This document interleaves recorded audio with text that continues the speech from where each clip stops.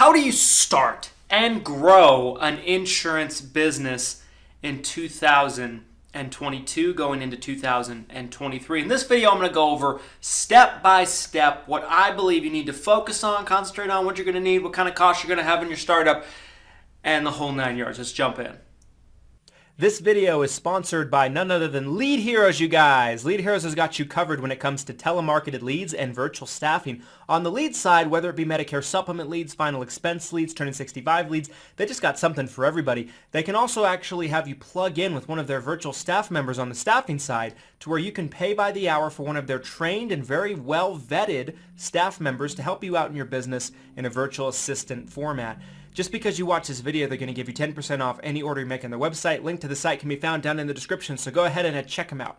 There are more millionaires in the country made every single year in the insurance and financial services space than any other industry, and it's not even close. But how does one go about creating an insurance agency and then growing that insurance agency? Well, the first things first that you need to understand is you need to understand the game, you need to understand the requirements, and you need to understand what is going to make you profitable and what's going to bring in business versus what is not. Okay, so those are the topics and the key points that I want to hit on in this video for you. The first thing you're going to need is, of course, you're going to need to be licensed, right? I assume everybody knows that you're going to need to be licensed. You're going to need to take and pass a state exam for your particular state in order to obtain a state insurance license.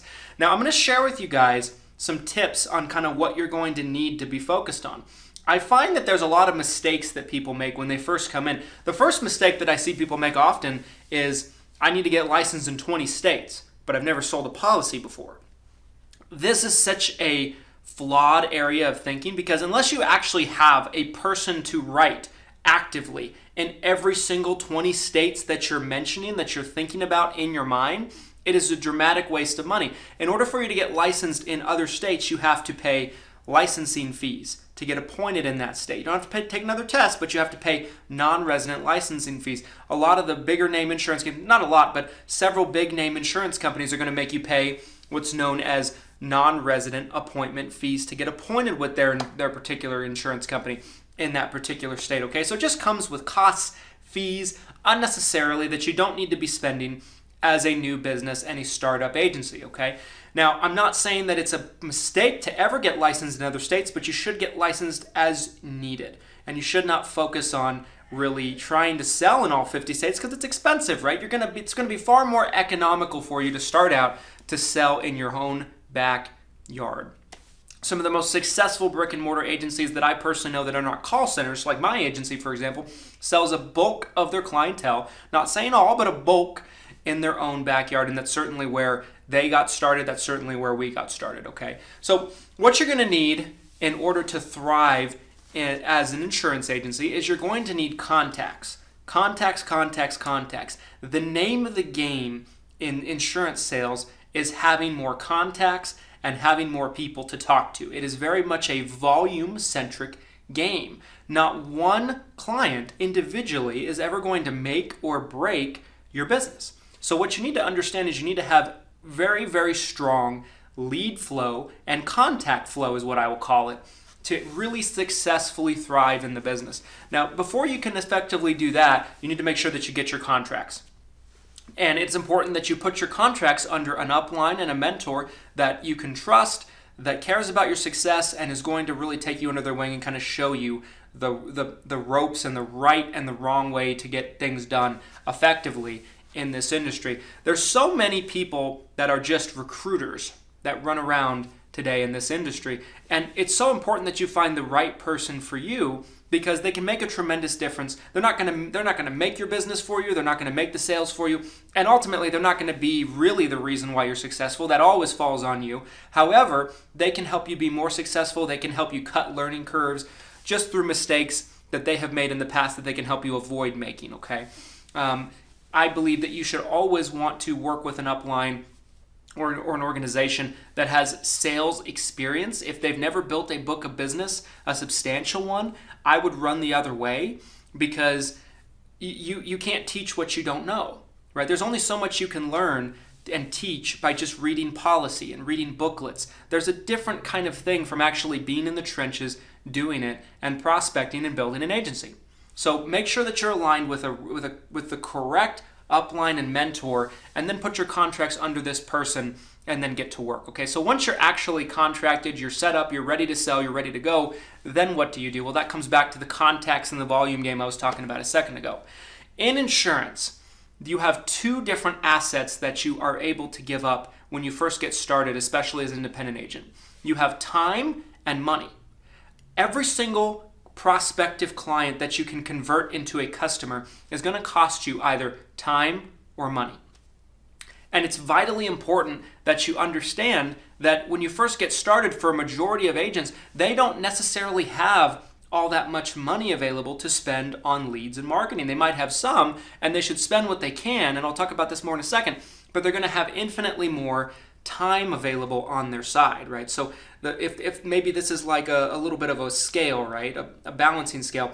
The scale is going to be far more higher on this end in terms of the time that you have available versus the money, the financial aspect you can put into it, okay?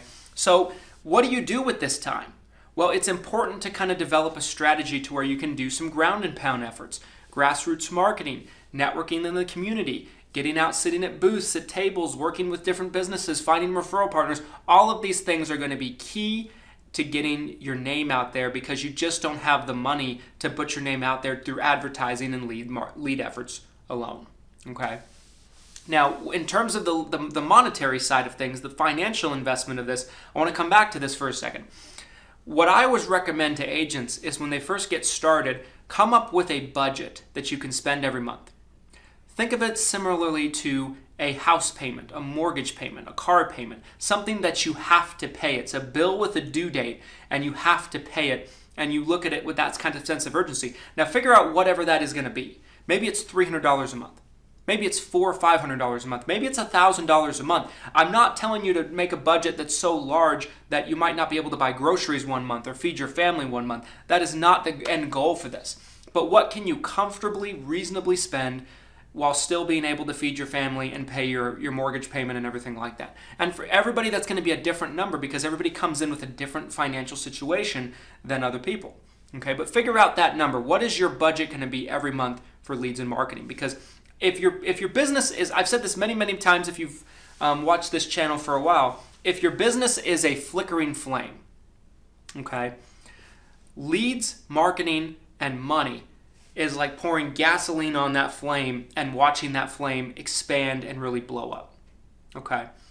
And so it's going to help you grow faster. It's going to be so much faster to grow your business through marketing, leads, and spending money on your business to get you in front of somebody. It's all about getting in front of people. It's a volume game. The person that gets in front of more people is going to win in the end. It's not always based on fancy words. Maybe you're a fantastic communicator. Maybe you're not such a great communicator. It doesn't really matter that much at the end of the day. It does matter, and as you go, you want to perfect your craft as a salesperson and as a presenter to your prospective customers and knowing what you're doing.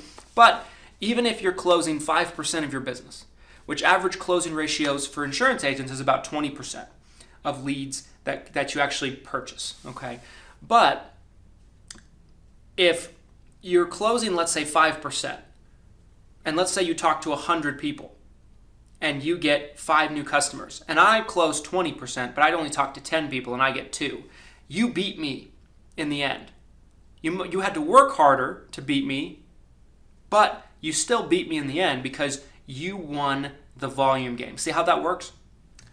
Now, so understand that from the get-go. Not one or two particular clients is going to make or break your business, so don't get too hung up on one or two particular clients, and understand that you have to get in front of more people than the next guy. You have to reach more people than the next guy.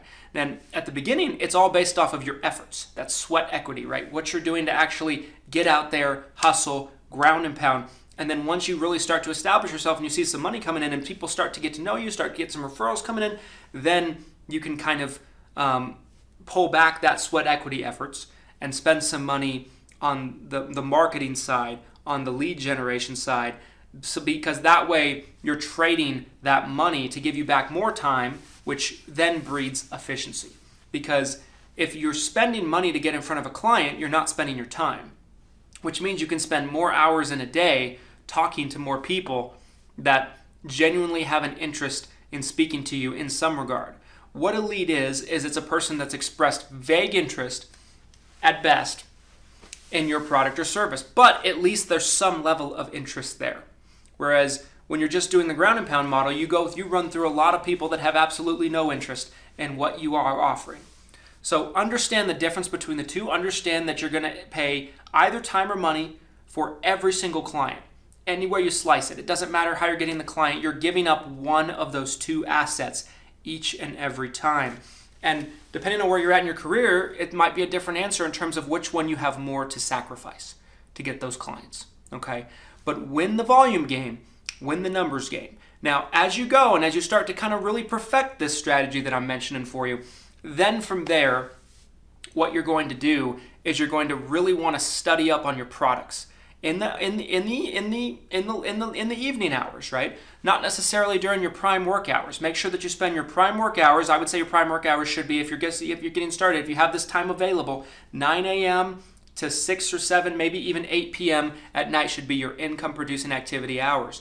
Now, if you're going home, maybe you're watching a movie at night, maybe you're watching some Netflix with your spouse, it's not such a bad thing to be looking over plan booklets, making sure that you're understanding your products, and recording yourself on sales calls and kind of dissecting it with somebody that you trust. Maybe it's your spouse, maybe it's a good friend, maybe it's your mentor, and seeing where you can make improvements on your particular sales calls. Like, how can you improve as a salesperson, as a communicator? How can you more effectively articulate your point? Because if you can close more than 5%, let's say that scenario, you're closing 5%. How many more clients would you get if you could increase that 5% closing ratio to 10? And then you can take that 10% closing ratio and take it to 15. You can take that 15% closing ratio and get it to 20, and then take that 20% closing ratio and potentially get it up to 25 to 30% maybe. This is how you can really start to pump out huge numbers, and then you're going to see dramatic increase in your book of business, your commissions, your activity, and your overall confidence as an agent and as a salesperson. Now, when I say building an agency, it's not just building your own particular book of business. To build an agency, it needs to be more people in the business than just you. So once you really start to see things flowing in, you have a system in place that works, that's duplicatable, that you can teach to others, then you want to bring in other people into the agency once you have some social proof, right? You have some social proof, you know what you're doing, you're making sales at a large portion. Only then can you start bringing other people into your business. Maybe it's agents that you bring in, that you recruit, and you teach them your system, and they go out and duplicate it, and then you're getting more done on a day-to-day basis. 10 people doing 75% of what you're able to do is always going to breed more results than you doing 100% of what you can do, right? Because you're going to be better than probably most people that you're ever going to find. But if you can find someone that's 50% of you, 65% of you, 75% of you, and you get enough of them in volume, 5 people, 6 people, 10 people potentially, even if they're only 60 to 70% of your abilities and your capabilities out there in the field, you're still going to have more production and more productivity done on a day-to-day basis. I want to make sure you're hiring good staff. You're surrounding yourself with great people. A business is only as good as the people that the business owner surrounds themselves with. Write that down if you're taking notes. A business owner is only as good as the people the business owner surrounds himself with. Now, people you hire are never going to care about your business as much as you, but you want people that do have that care of some kind. It's not going to be as much as you because it's your baby, but you want people that care about your business. You want to bring people into your business that are going to be resourceful, be problem solvers, hardworking, and people that you can trust most importantly.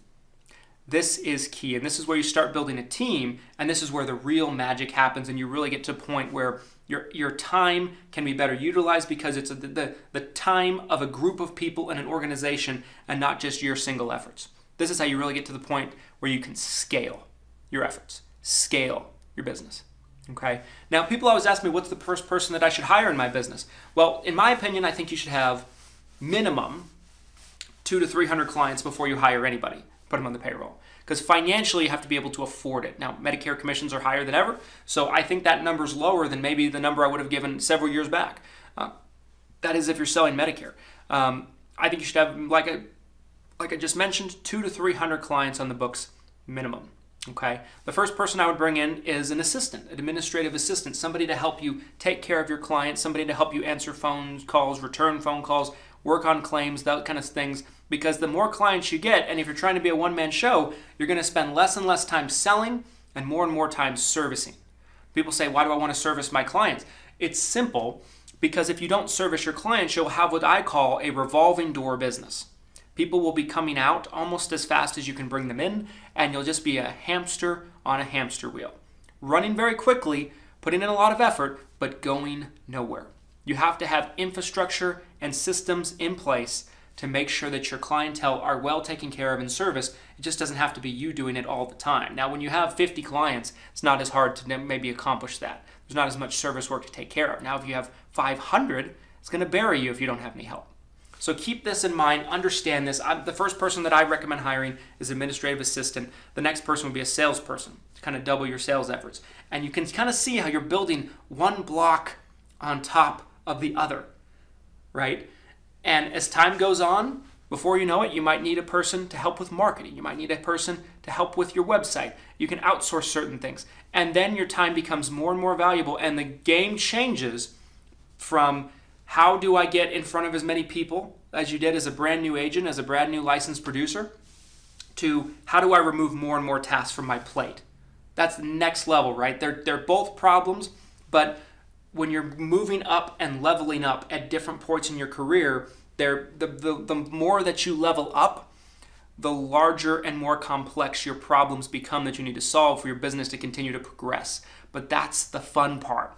That's the exciting part in growing your insurance agency, right? And getting things off your plate. How do I automate more tasks, right? How do I delegate more tasks? How do I outsource more tasks to make sure that you're spending your time at where it needs to be, and that's bringing in more revenue, bringing in more clients, bringing in more business for your agency to thrive.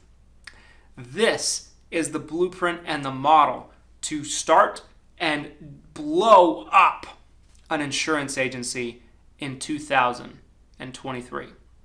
Anyway, guys, if you like this video and you want to see more like it, do me a favor, smash the like button for the YouTube algorithm if you like this video. Do me a favor, comment your thoughts down below. Do you agree with me? Do you disagree with me? Is there any points that I left out? I'd love to have a dialogue with you about it. Subscribe if you like more content like this.